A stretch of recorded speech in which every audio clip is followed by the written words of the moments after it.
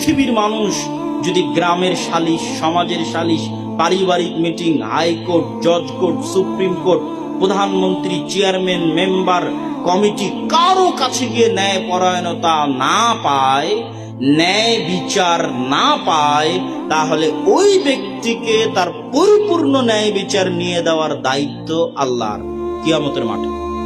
তিনি কত ভয়ঙ্কর ন্যায়পরায়ণ যে শুধু মানুষের অন্যায় অত্যাচারের বিচার করবেন না, পশু পাখিও যদি একজন আর একজনের উপর, এমনকি একটা শিংওয়ালা পশু যদি একটা ওয়াশিংওয়ালা পশুকে আঘাত দিয়ে থাকে বেশি, যেটা ন্যায়ের মাপকাঠিতে কম বেশি হয়ে গেছে, ওটা কিয়ামতের মাঠে আল্লাহ পরিপূর্ণ করে দিবেন। যেই দিন আল্লাহ বিচার শেষ করবেন, ওই দিন পৃথিবীর অবস্থা হবে শূন্য, জিরো।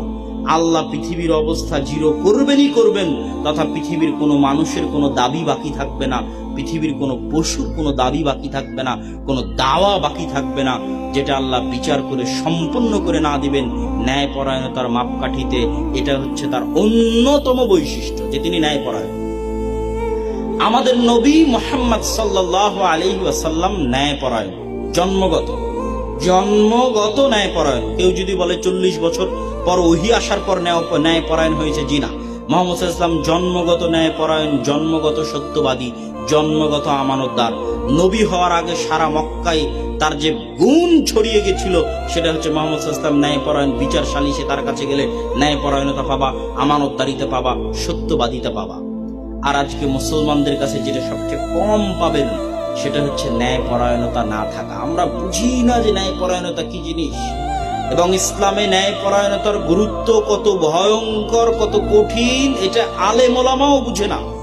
আমরা মনে করেছি সালাত, সিয়াম, হজ, যাকাত হয়তো ইসলাম, আমরা মনে করেছি এই হয়তো ইসলাম। কিন্তু আমি বলবো ইসলামের মূল ভিত্তি, মূল সারমর্ম যেটার উপর ইসলাম টিকে আছে, সেটা হচ্ছে ন্যায়পরায়ণতা। আর যেটাতে মুসলমানেরা সবচেয়ে বেশি পিছিয়ে আছে, সেটা হচ্ছে ন্যায়পরায়ণতা। কেননা মুসলমানেরা বুঝেই না ন্যায়পরায়ণতা কি। আপনি সমাজের উপর লেভেল থেকে শেষ লেভেল পর্যন্ত মেপে আসেন। যেমন একদম রুট লেভেল, ব্যক্তি লেভেলে যদি আমি আপনাকে বলি যে আপনি 5 ওয়াক্ত সালাত আদায় করেন, আপনি অনেক বড় হাজি, আপনি দান করেন, কিন্তু আপনি আপনার বোনকে তার বাপের সম্পত্তিতে ভাগ দিতে গড়িমসি করেছেন, দেরি করেছেন, ভাগ দিলেও ভালো জায়গায় আপনি যেমন মাপে নিয়েছেন তেমন মাপে উপযুক্ত জায়গায় দেননি, অথবা বোনকে জমিতে ভাগই দেননি, অথচ আপনি সালাত আদায়কারী, অথচ আপনি সিয়াম পালনকারী, অথচ আপনি হজ পালনকারী। আপনি বুঝেনি না ইসলাম কি জিনিস। ইসলাম হচ্ছে ন্যায় পরায়ণতার উপর টিকে আছে। আপনি ন্যায় পরায়ণতার পরীক্ষায় একজন অন্যায়কারী, একজন জালেম, আপনার সালাত, আপনার সিয়াম, আপনার হজ আপনাকে জান্নাতে নিতে পারবে না যদি আপনার বোন আপনাকে ক্ষমা না করে, নিতে পারবে না। এটার নাম ইসলাম, এটা ন্যায়পরায়ণতা। আমি এবং আপনি 24 ঘন্টা আমাদের পরিবারে স্ত্রীর সাথে চলতেছি, মায়ের সাথে চলতেছি। আপনি কি আপনার বাপ মায়ের সাথে ন্যায়পরায়ণ? তাকে তার মাপ মতো যথোপযুক্ত হক দিয়েছেন? আপনি কি আপনার স্ত্রীর সাথে ন্যায়পরায়ণ? তাকে তার মাপ মতো যথোপযুক্ত হক দিয়েছেন? এটা অত সহজ কিছু নয়, অনেক কঠিন। ওমর রাদিয়াল্লাহু তাআলা আনহুর কিসের কমতি ছিল আমাকে বলেন? ওমর রাদিয়াল্লাহু তাআলা আনহু না সালাত পরিত্যাগকারী, না যাকাত পরিত্যাগকারী, না যুদ্ধে পিছনে পিছপা বহনকারী, না হিজরতে পিছপা, কোথাও পিছপা নয়। আল্লাহর নবী তাকে জান্নাতের সুসংবাদ দিয়েছেন। তিনি সালাত আদায়কারী, তাহাজ্জুদ গুজার, সিয়াম পালনকারী। তারপরও কেন মদিনা থেকে জেরুজালেমের 1200 কিলোমিটার রাস্তার অর্ধেক রাস্তা ওমর রাদিয়াল্লাহু তাআলা আনহু পায়ে হাঁটলেন? কেন?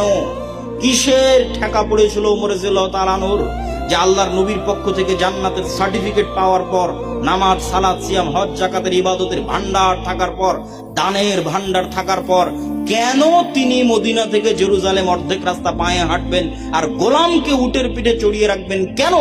ওমর রাদিয়াল্লাহু তাআলা আনহু দেখাতে চেয়েছেন, নিজেকে টিকিয়ে রাখতে চেয়েছেন যে আমি ওমর। ন্যায় পরায়ণতার মাপকাঠিতে কোনোদিন যদি ইতিহাসে বিচার করা হয়, তাহলে আমি ওমর ন্যায় পরায়ণতার মাপকাঠিতে যেন শতভাগ উত্তীর্ণ হতে পারি। কেউ যেন বলতে না পারে যে ওমর শাসক হিসেবে এখানে ন্যায় পরায়ণতা করেনি। এইটা মুখ দিয়ে উচ্চারণ করার মতো পৃথিবীতে যেন কেউ না থাকে, আমি যেন শতভাগ ন্যায়পরায়ণতা বাস্তবায়ন করতে পারি। এইটাই হচ্ছে ন্যায়পরায়ণতা। মানুষ বুঝেই না ইসলাম কি। ওই রাষ্ট্র কখনোই ইসলামী রাষ্ট্র নয়। একটা ইসলামী রাষ্ট্রের বাদশা, রাজা বাদশা থেকে শুরু করে প্রত্যেকটা নাগরিক যদি 5 ওয়াক্ত সালাত আদায়কারী হয়, তবুও রাষ্ট্র ইসলামী রাষ্ট্র নয় যদি রাষ্ট্র তার নাগরিককে 100% ন্যায়পরায়ণতা না দিতে পারে। কি বুঝবে? তার মানে আজকে এই বর্তমান বাংলাদেশে কোন ইসলামী দল, কোন ইসলামী সংগঠন, কোন মাদ্রাসা, কোন মসজিদের ইসলামী ভিত্তিতে দেশ চালানোর যোগ্যতা নাই। কেন বললাম? এই জন্য যে আপনি মাদ্রাসায় গেলে সালাত পাবেন, সিয়াম পাবেন, হজ পাবেন, জাকাত পাবেন। ইসলামী দলে গেলে সালাত, সিয়াম, হজ, জাকাত পাবেন। আপনি যে কোনো ইসলামী সংগঠনে গেলে, মসজিদে গেলে সালাত, সিয়াম, হজ, জাকাত পাবেন। পাবেন না কি? ন্যায়পরায়ণতা পাবেন না। ন্যায়পরায়ণতা পাবেন না। ইসলামী দলের নেতা যে বেশি চামচামি করেছে, ওকে পদ দিয়েছে, যে নিষ্ঠার সাথে, ন্যায় নিষ্ঠার সাথে কাজ করে গেছে, ওকে পদ দেয়নি। তাহলে ও রাষ্ট্র চালালে ও ন্যায়পরায়ণতা করতে পারবে না, ও রাষ্ট্র পরিচালনায় অযোগ্য।